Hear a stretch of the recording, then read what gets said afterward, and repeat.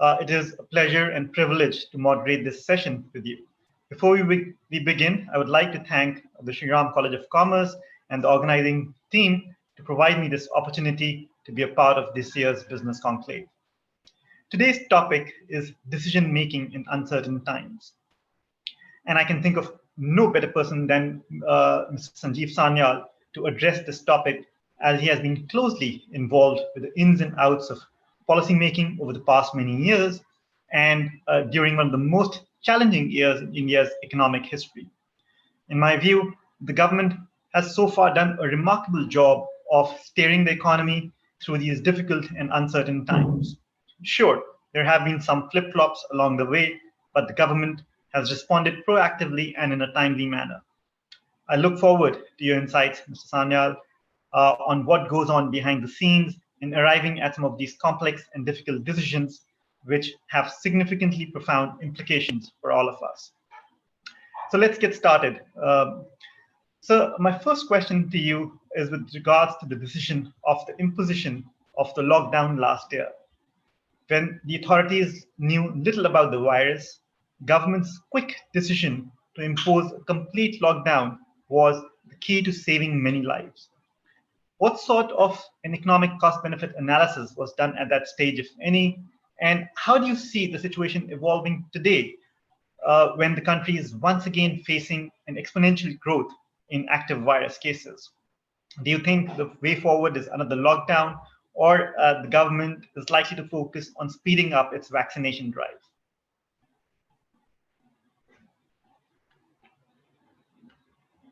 Thank you very much. It's, of course, indeed a pleasure to speak to students from my old college and to all the rest of you who may be tuning in. And as far as the question, Abhishek, I mean, it goes to the nub of the business of taking decisions under situations of uncertainty. So I think what I'll do is I'll take you back to a year ago to the kinds of information we had at that point in time when we took the decision. So then you will understand how our thinking has evolved over time. So if you go back a year ago, almost to the day, what information did we have? We knew that something had happened in China that had killed a lot of people. We knew that this had then spread to Italy and that it was killing a lot of people in northern Italy and was now spreading to other places. That was basically the sum total of the information we had. There were all kinds of mixed signals coming in from the WHO, if you remember from that point in time. And we weren't very clear what had exactly happened in China. In fact, we, to this day, are not very clear what exactly happened in Wuhan. So in that messy situation, what do you do? So like most other governments in the world, we called on the experts to give us their views. And again, you will remember the sort of debate from that time. There were experts and virologists who were of the opinion that this was nothing much more than a bad flu. And then there were others who took the opinion that, look, this was going to, infect hundreds of millions of people. It was going to kill, a few million Indians alone within a few months. There were all kinds of comparisons with the Spanish flu and so on and so forth. Now, every other government in the world received this sort of information. Now, there are 2 or 3 ways to deal with it. One way is you look at this range of possible trajectories and you choose the one you think works best for you. So this is the context in which you got the Swedish model. They opted for a certain option. The British opted for herd immunity and then changed their mind. The Singaporeans did something and then changed their mind and so on.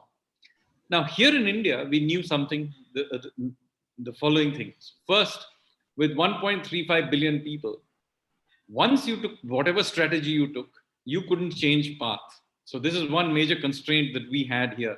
So once we had taken a decision, we were stuck with it. The second thing that we knew, and this is where we are different from others, is that we, rather than attempting to choose between various forecasts, we took the call that nobody knew, i.e. we were dealing with utter uncertainty. So what do you do when you are dealing with complete uncertainty and you cannot change your strategy once you have gone down a certain path? Well, the strategy we decided to take is something called a barbell strategy. Those of you who go on and study finance will know this. It's called a barbell strategy. The barbell strategy, what it does is rather than choose a median optimal strategy, it mixes two opposite strategies, right? So what you do is essentially you hedge for the worst possible outcome, and then you do a Bayesian updating and make your way forward, basically by updating information forward. So this is basically what we do. We did an initial lockdown. This is not because we definitely knew exactly how things would pan out. After all, we didn't know. That was the point. So by doing a lockdown, we were doing the following thing. One, buying ourselves time for putting in place quarantining facilities, testing facilities, finding out information from other countries about how this was going on. But very importantly, we were also hedging for the possibility, which we didn't know at that time, that this was going to turn out to be like the very worst forecast. So when you are dealing with utter uncertainty and you cannot change your path, you have to hedge for the worst outcome. So we basically did a full lockdown. Now, as more and more information arrived, we figured out that it wasn't as dangerous as the very worst outcome. It was still dangerous, and was clearly dangerous for a certain age group or people with comorbidities. We found out, for example, that you need to keep track of people's oxygen levels. I, for one, had never heard of an oximeter, but I think now everybody owns one. So now you can deal with it. You see, you can do step-by-step, move forward. This is a Bayesian updating, step-by-step feedback loop moving forward. This does not require me, as you can tell, me to have a forward view about how things are. I'm not forecasting anything. I'm not believing anything. All I'm doing is a feedback loop response time. Now, this means also that when we are now going through this revival of the second wave or whatever, remember the information that I have today about COVID is totally different from what I had a year ago. So even though I may be getting the same sort of trajectory in terms of revival, my strategy does not have to be the same. I do not have to do a full national lockdown of the same kind because I know quite a lot about the beast I am fighting.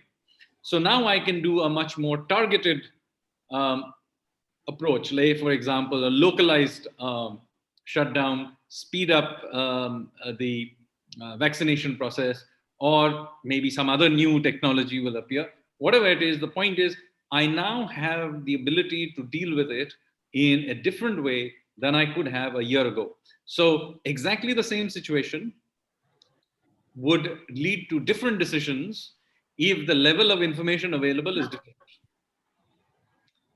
Thank you, sir. Thank you for such an insightful response. It really tells us about the way the government approached this big problem. So next, we have a question from the students at Shri College of Commerce. They would like to know how decision-making is approached when enough data, and this is just continuing with the first issue, when enough data is not available and there's no time for data collection, like the case with the migrant workers problem. On what basis were some of those decisions taken? So when you're dealing with such large numbers of people and you're obviously imposing something pretty drastic like a full-fledged lockdown, you have to anticipate that there will be unintended consequences. Now, the particular path of consequences that may have unintended consequences that happen will change. I mean, if you repeated the whole thing exactly the same way, the next time a different set of unintended consequences will happen. So the game here is to, again, keep your ear to the ground and respond quickly to whatever happens. Because in fact, it is not possible to predict exactly how these things will pan out. So an important thing here is flexibility will always beat grand plans. So yes, you do need to plan, but the planning is not in order to blindly execute. Planning is useful as an exercise to understand what are your parameters that you have, both in terms of resources and the possible outcomes that can happen. Okay, that is what planning is useful for. It is not useful for actual implementation.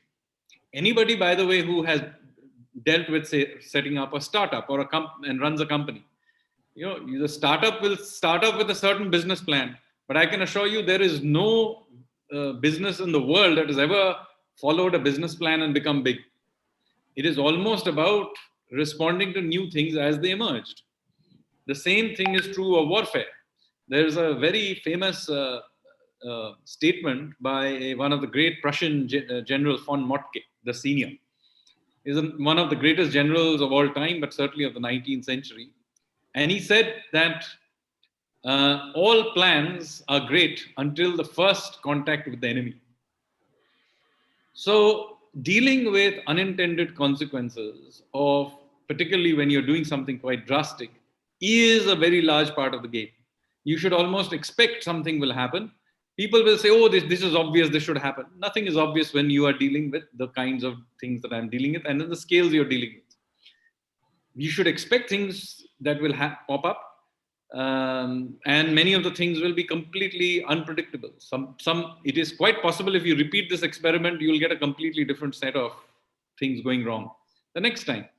But your ability, your administrative capacity to deal with whatever happens, and your ability to keep a ear to the ground and be able to respond quickly matters more than some mythical ability to, look into the crystal ball and figure out exactly what will happen. It's impossible to tell what's going to happen. Sounds good, sir.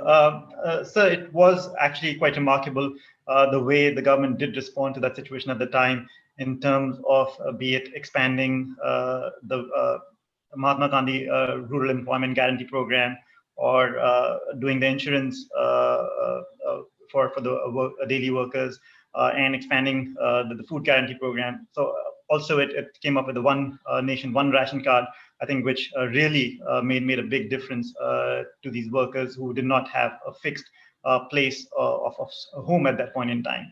So I think the government did respond quite timely and in a responsive manner, just like you said, taking things in a Bayesian approach. As more information came in, it started responding proactively.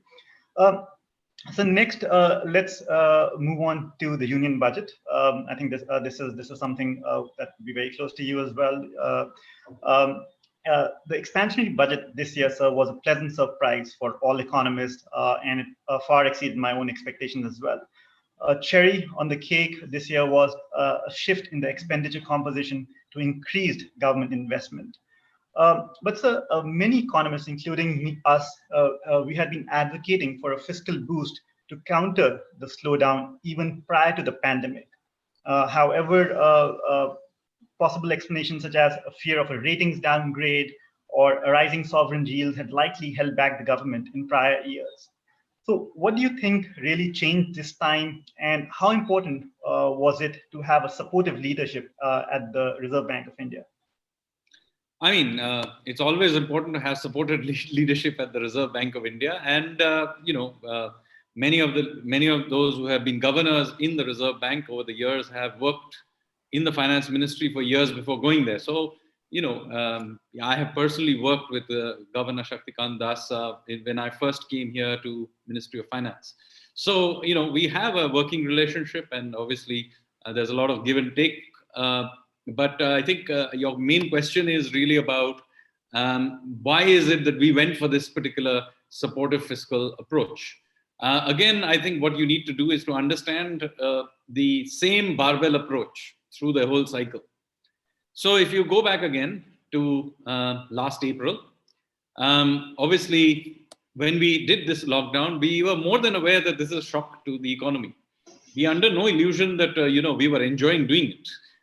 It was clearly painful. We obviously, when you shut down the economy in this particular way, causes all kinds of disruption, not to mention the government's own revenues suddenly drop very sharply. So it is not something we took lightly, but it was what we had to do for health reasons. Now comes the issue of how do we respond to it? And you will remember that there were a lot of talk about, having this grand, large fiscal package to reinflate the economy as quickly as possible. Many other countries did it as well, and people were sending out stimulus checks, and there was a lot of discomfort with the fact that we in India at least initially, were much more reserved. So let me explain why we were doing this. You see, our view was, look, this is not a demand collapse that is causing it. This whole thing is happening because we ourselves have shut down the supply side. So this is really a supply side shutdown. There is no point in trying to revive demand when we have shut down the supply side for whatever reason. So there's no point in pressing the accelerator when your foot is on the brake. So we didn't want the economy to suddenly jerk up and try to expand, especially when we were holding down the supply side ourselves. So I have no idea why other countries were trying to revive their demand under those circumstances, but that is for them to explain. We were very clear at that point in time, we wouldn't. So if you look at the initial, so what we first of all did is we did, instead of doing one grand package, we did a series of small packages, then began to expand things up at the time of the budget. So why are we going about it this way? First of all, we did a series of packages. Notice it is very similar to the same idea of basing, updating, and moving forward. It's a feedback loop based system, step by step. Yeah, that's one. The second thing, also notice the change of what the mix. So in the initial phase, what we were doing is we were rolling out a food program. 800 million people were provided food, world's largest food program. Similarly, small amounts of money being given out in Jan Dhan. Now, why did we give it out in Jan Dhan? People say, oh, this is not going to revive the economy. Well, we are not trying to revive the economy. All we want to do is to make sure everybody has some cushioning. So, provide some gas, provide some Narega funds for those migrants who went back home, and so on. This is not expected to revive the economy. Even we don't expect the economy to revive as a result of it. Same thing happens with the business sector. What do? We provide them 100% guarantee loans. We hold the IBC process in abeyance because we don't want cascades of defaults hitting the system. So what are we doing? We are basically cushioning the shock. Okay? Nobody expects a revival from this. Now, starting around about September, we open up the system. So the supply side has been opened up because we think we now have a better hold of the situation from the health perspective. Now what happens is that some pent-up demand anyway comes back. Because as I said, demand wasn't the problem. It's the supply side that's the problem. Secondly, that is the time in which we begin to ourselves provide support. So if you begin to see capital expenditure, it gets ramped up very sharply. October, November, December, January. In fact, in January, there's all over 300% year-on-year increase in capital expenditure. What are we doing? We are basically ramping up demand, but doing it only when the supply side can respond. Otherwise, all you'll get is inflation. In fact, if you'll remember, we were getting food inflation. Why are we getting food inflation? Because it caused disruptions in the system. Even normal demand, food demand, is good enough to cause inflation. So we had to open up the thing first before pressing the accelerator. Now comes the budget. Now, by this time, first week of February, we are feeling a lot more confident about the situation. Yes, we are afraid that things can again come back from the second wave, which we talked about even then. But look, we now have a better sense of what the parameters are. Vaccination is imminently going to start. So we feel that, look, this is a good time to provide a path forward so that people know in the system, those who have to invest, private sector and others who have to take decisions, know that, look, we have now got a clear tilt towards growth and that we are going to go for growth and sustain it over a period of time. One. Secondly, also notice, when we do this, we don't do it in the way many other countries may have done it.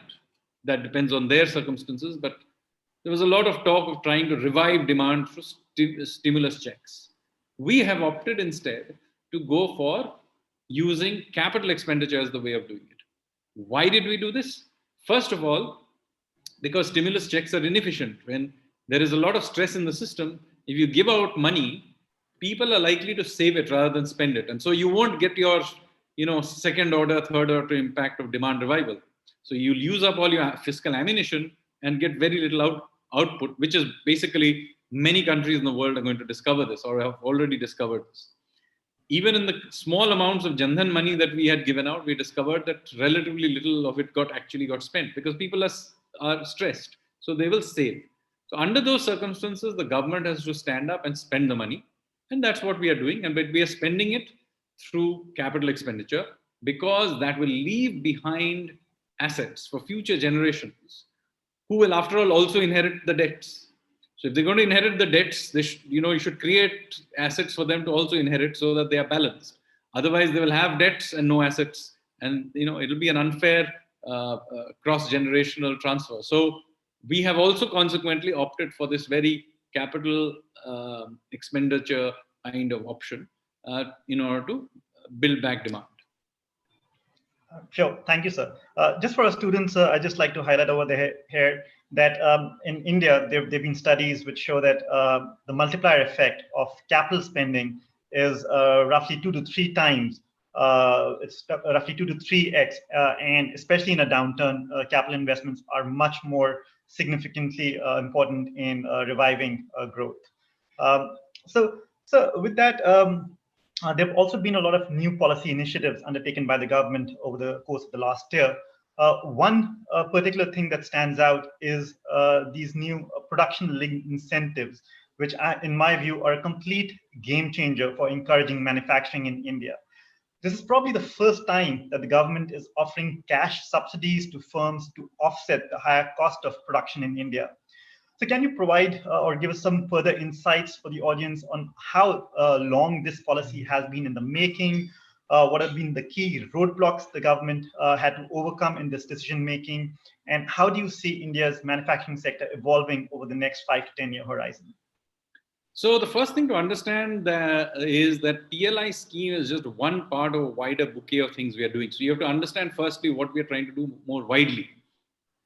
So one thing, again, going back to the issue of uncertainty and decision making.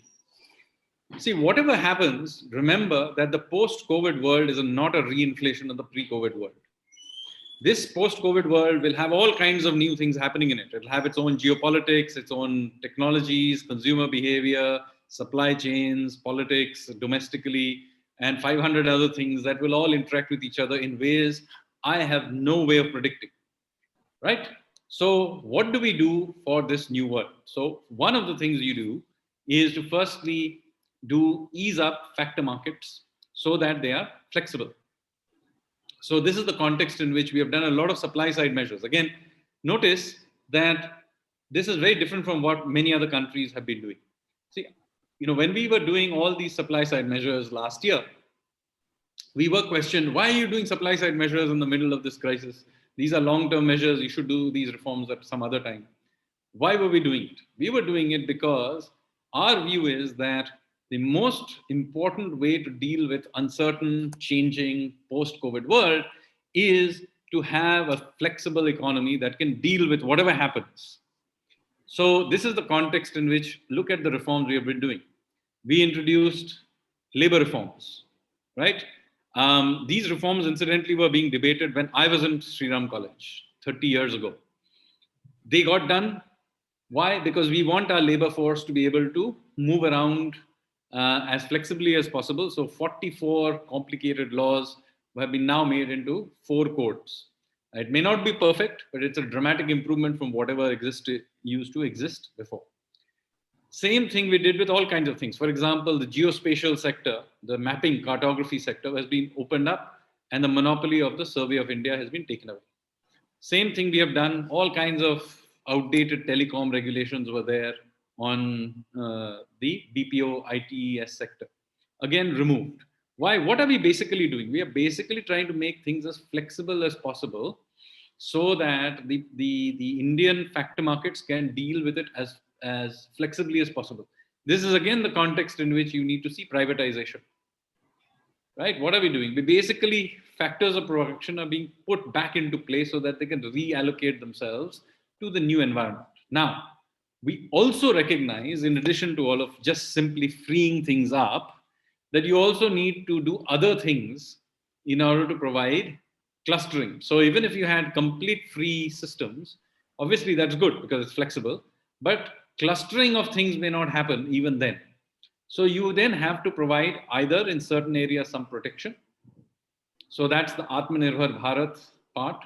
So for example, we discovered the fact that we may have an extremely competitive pharmaceutical sector, but many of its main ingredients come from one source abroad. So this is actually, from a resilience perspective, an extremely dangerous situation. And so, suddenly one key input suddenly stops coming for whatever reason. Suez Canal gets stuck, or the Chinese have another outbreak, and our entire pharmaceutical sector gets stuck. So Atmanirbhar Bharat, similarly, is not about going back to driving ambassador cars. We have no interest in going back to pre-1991 import substitution. All we are doing is we are identifying a few sectors where clearly we need to have some amount of domestic capacity. Otherwise, it causes disruption. So we do need to have in the area of pharmaceuticals certain capacities in certain areas. That's one part of it. Similarly, we need to work and provide certain incentives to create clusters in certain industries where we are, in theory, highly competitive, but in practice have difficulty because it is not building up enough capacity. It could be textiles or whatever it is. In those areas, in order to build up a workable cluster, you have to provide these PLI schemes. That is the context. Now, I don't know if all the PLI schemes for every sector is going to work out. Maybe they will, maybe they won't. But what we have done, we've taken a whole bunch of bets. Now, hopefully, enough of them will work that we will build up competitive clusters in those industries and then be able to compete with the rest of the world. But it is importantly about inserting us into global supply chains. It is not, I repeat, about trying to go back to pre-1991 import substitution. So that is not our intention. That is why we have kept it open. We are encouraging FDI to come in. We are trying to encourage global supply chains to relocate to India. So that is the context in which the PLI schemes have been envisaged. Thank you, sir. I'd just like to point out over here that the government, in fact, is offering the similar incentives to foreign firms and to domestic firms. So it's no way a repeat of pre-1991 world because this is giving equal treatment to foreigners and to domestic firms. So with that, we'll move on to a question once again from the students. They want to know what goes behind taking decisions that can have extreme consequences, meaning a small probability of a really adverse outcome. What are the factors that determine the risk-taking ability of a government, and what happens when different experts in the same team have different opinions? So as you can imagine, as with any group of people, there are different opinions or different ways of looking at things also. It's not like one is right and one is wrong. The bureaucracy may have a certain view from an administrative perspective. Technocrats like myself may have a different view from a different perspective. The political leadership may have a different perspective. It depends. The industry, if it's an industry related thing, the industry may have a different perspective. So, of course, there are consultations that happen. And it's not about who is right or wrong. It's about what kind of trade-offs are made.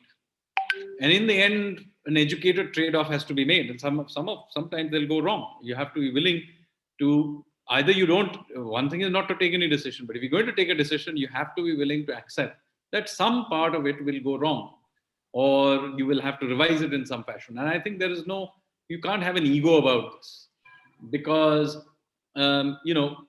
you're making so many decisions continuously. Some of them should be expected to even the best decision maker will make some trade-offs that didn't turn out quite the way you wanted it to be. So I think the important thing here is to keep your ears firmly to the ground, take feedback continuously. But at the end of the day, in a democracy, the political leadership ultimately has to take the hard decisions. That is the only way it will work out to be, because at some level, all trade-offs in any society, but certainly in a democracy, have to be a political decision, a political trade-off. And so that is the nature of the beast. If you sign up to a constitution and a democracy, then you have signed up effectively to a system where the political leadership will take the final decision. So that is how it is. Even here in India, that is how the decisions are. Ultimately, the political leadership signs off in whatever technocratic or bureaucratic advice we may give. Thank you for that insight, sir. I'm sorry for that disturbance. But so as you said, I think it's important to be flexible once you've taken the decision, and to respond again in a proactive manner as more feedback comes in. So next, wanted to get a sense in terms of what is the progress on the GST, specifically with regards to the recent discussion about introduction of petroleum products within the GST framework. And this discussion has gained more steam now that fuel prices have made record highs. And if you look at the center state share of petroleum taxes, it is clear that the central government would be making a bigger sacrifice than states, because it tends to lose more, a bigger share of revenues. So is the government really prepared to give up such an easy source of taxation for the greater good of the economy? And what are the key challenges that you see this crucial reform is currently facing? And what do you think could be a realistic timeline that we can expect progress on this front? Well, first of all, you have to remember such a decision cannot be made by the central government.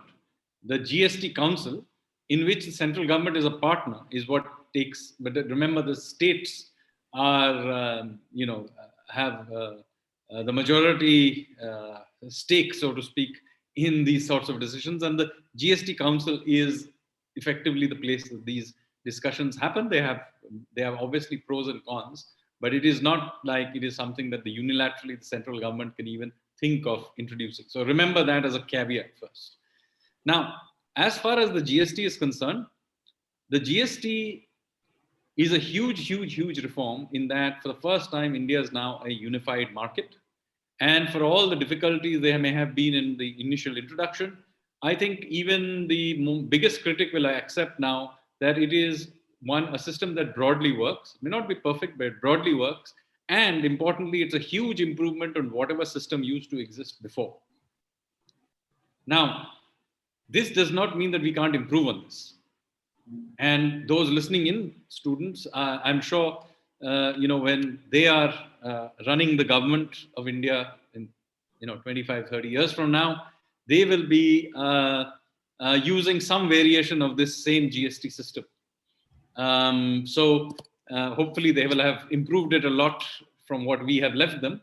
But it will not, I would be very surprised if it is not some variation on the system we have handed over to them. So now question is, can we improve on it? Yes, we can. Ideally, it should be an even simpler system to work, but introducing the fuel and other things into it, remember, would mean that we would have to make back those taxes somewhere else. So the question then is what is those areas where you want to increase taxes? And by the way, since fuel brings in quite a lot of taxes, it would require us to dramatically increase taxes somewhere else in the system to make it back, right? My own sense is that right now it would be a more sensible idea to let the current system become simpler and become more efficient, rather than to try and further complicate it by trying to change things in it. The current system works reasonably well. The fuel is, of course, kept out of it, which, especially in those industries that are large fuel using industries, may seem like a burden. But do remember that including it here would simply shift that burden to the rest of the system and maybe lead to further complications in other taxes. So for the time being, my own sense is that this current system is all right. The fuel taxes in any way provides one additional area of space for us to do. So you see, it sounds good to have a completely one integrated system. But in fact, the point I have been making throughout this talk is that sometimes there is a case for keeping something outside the system to allow for flexibility. So for example, during this last 1 year, the GST system obviously went through a major shock during the shutdown. But we had a degree of freedom that oil prices also fell, and gave governments, both state and central, a space to tax something else in order to be able to make up for it. Now, should they continue to tax it in this particular way into the foreseeable future? Well, that's a political judgment in the end. But I'm just pointing out to you that the fact that something was outside of the system and used a different logic did allow a certain amount of flexibility and cushioning. which was taken advantage of. So that's why you don't want something that is completely has no flexibility in the system. Because in your attempt to do this, you may end up making the GST itself way too complicated. Secondly, also remember that there is a case for keeping energy a little more, hydrocarbon-based energy, a little more expensive than would be otherwise the case in a country like India. First of all, it's one way of meeting our Paris commitments by encouraging use of other forms of renewable and other forms of energy. It is also, from a purely trade perspective, a good thing because we import all of it. We are basically a petroleum importer. We produce very little of it ourselves. So there is a case for making it in relative terms a little more expensive than would be the case in a perfect market. So given those two issues as well, I think there is a case for continuing with a system where petroleum prices are a little more expensive in India and are kept out of the GST than would be the case if you wanted to, have a static equilibrium worldview. Since I am not a believer in static equilibriums, I'm just pointing out to you, managing this on a real-term basis may be, in a dynamic sense, the more efficient thing to do. Thank you, sir. So you're not saying this, but just my interpretation of what you referred to, in case this petroleum products were to be subsumed within GST, the burden will need to be shifting somewhere else.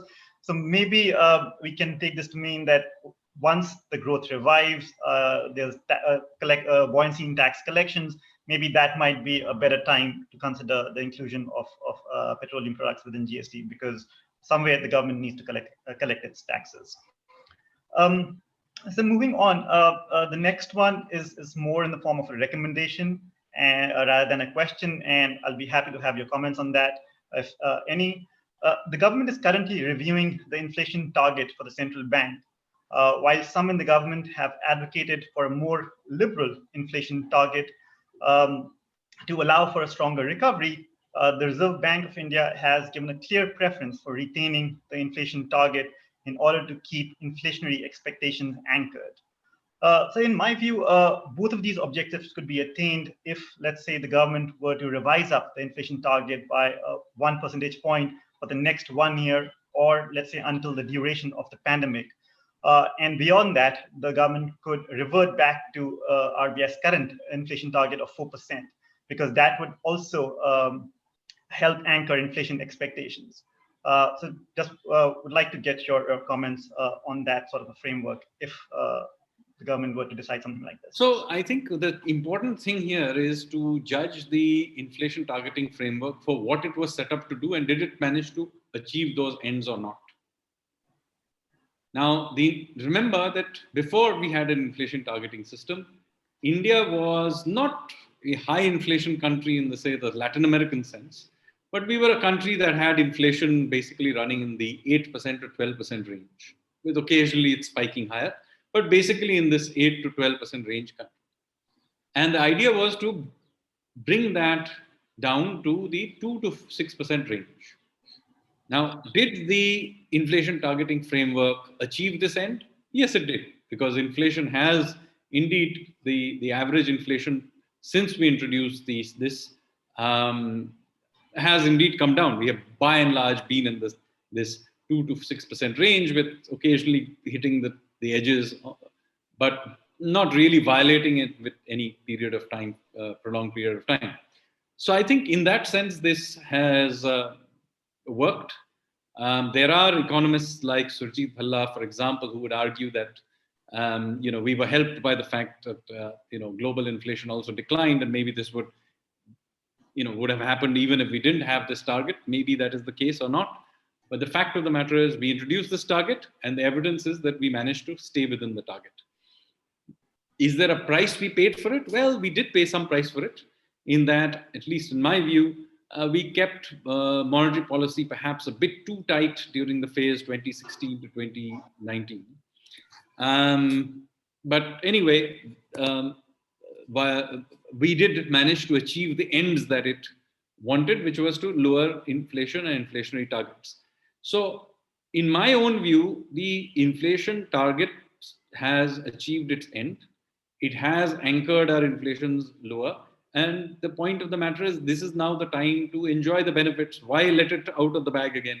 Let the underlying uh, interest rates in the system, which is basically what we wanted, to begin to slowly drift down. And they are also drifting down. Our interest rates in the system generally have now come down quite a long way.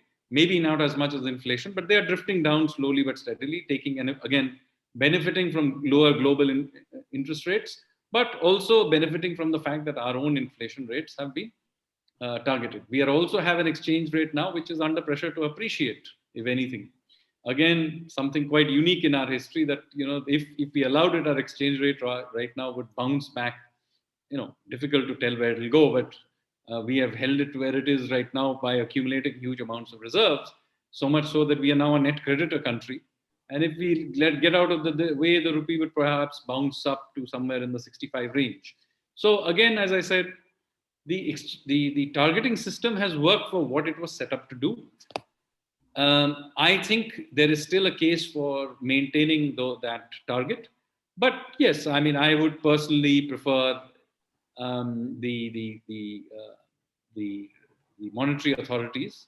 In the end, the exchange rate, the interest rate is a monetary policy committee uh, driven thing rather than from the finance ministry.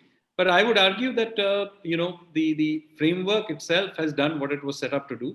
If you want to take a more proactive approach in terms of reviving growth and so on, then there is nothing in the framework as such which stops the um, monetary policy committee or the Reserve Bank from taking a proactive approach. So the framework itself is flexible enough. It is for those who use the framework to be flexible about using it. And in fact, they have. In the recent past, you did see in the last 1 year, the central bank was very, very proactive in terms of releasing liquidity and keeping the financial system afloat when it needed to. So I think it is not so much the framework that needs to be changed. I think the framework did what it's supposed to do and has the flexibility to do other things if necessary. Maybe some minor changes can be made in the wordings, but by and large, I think there is more than enough scope if it is sensibly and flexibly used by the monetary authorities to be able to deal with shocks of various kinds, including a growth shock. Thank you so much, sir. So before we end, just like you to share any advice you have for the young students who might want to pursue a career in policymaking like yourself. Well, I mean, policymaking comes in many different ways, and there are different ways of participating in it. It doesn't. I mean, one way, obviously, is the obvious way is that you make a career out of it. You write the civil service exams and join the bureaucracy and go about it. That is one way of doing it. There are other ways of doing it. The other way, which is what I took, is the more technocratic route, which would mean that you would have to either make your name in academia or in financial markets or some related field where you deal with policy making related activities. But in that way, then you have to first spend a significant length of time outside the government, but at the same time engaging with things relating to policy by writing, for example, op-eds or academic papers or reports or being part of government committees and so on, so that you are a part of the policy making conversation. So that is an important thing to do.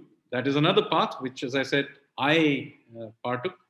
Of course, I always encourage people with good education and interest in policy making to even join politics.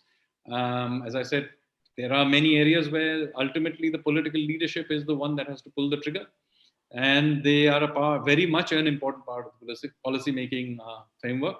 So I think there are many ways, as I said, of joining the policy conversation.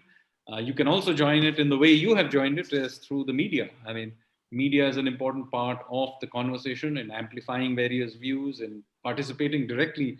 I mean, there is a long tradition globally and in India of journalists taking up certain stances on certain issues and taking it forward, taking forward policy discussions. And of course, remember one thing: economics is not the only area where all this happens. It happens in every field. So we have need for great thinkers in international relations and international policy. There are people in cultural policy or in education policy. So there are lots of policies and interactions between all of these. So you can come from an economics background and become an expert in diplomacy. That is perfectly fine. That is how the interlinkages of policymaking come together. But I think what is important ultimately is to be engaged with the issues and real-time issues. So policy making in the end is a business of making your hand dirty and taking stances on things. And I, as a policymaker, if I'm bringing in young people into my team, what I really want to know is not merely that they have got some fancy degree, but whether or not they're genuinely interested in issues and want to get their hands dirty and don't mind taking the stand. In the end, as I pointed out, I have to make trade-offs, and then no trade-off is a neat thing. I have to take these trade-offs in a real time with limited information.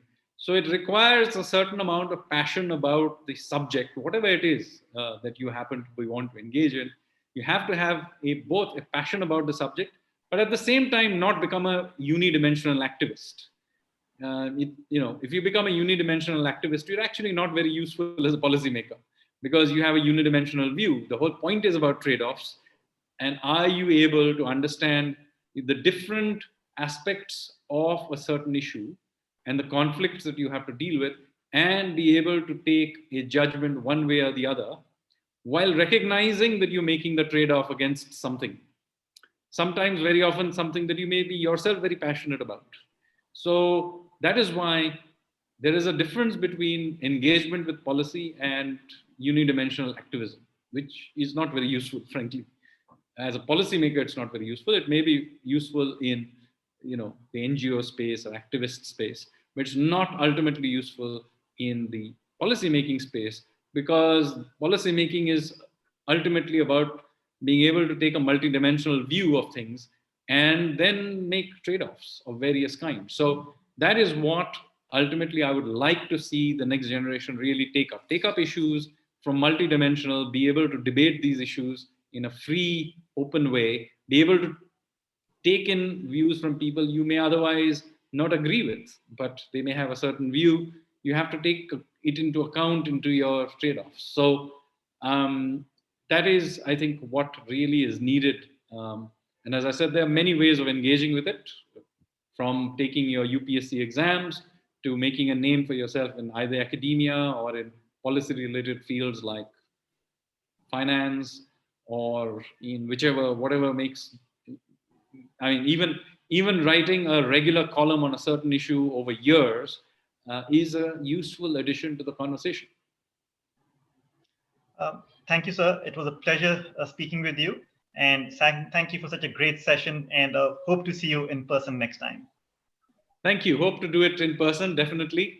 So, yes, so thank you very much for this opportunity, and namaskar to everybody. Thank you so much, sir. I think it was absolutely an enriching and insightful session, and I hope the student community will find value in it, and your words of wisdom will stay with them for a longer period of time. On behalf of the entire SRCC Business Conclave team, I once again thank you for joining us for such an healthy discussion. Thank you so much, sir. Thank you. Thank you.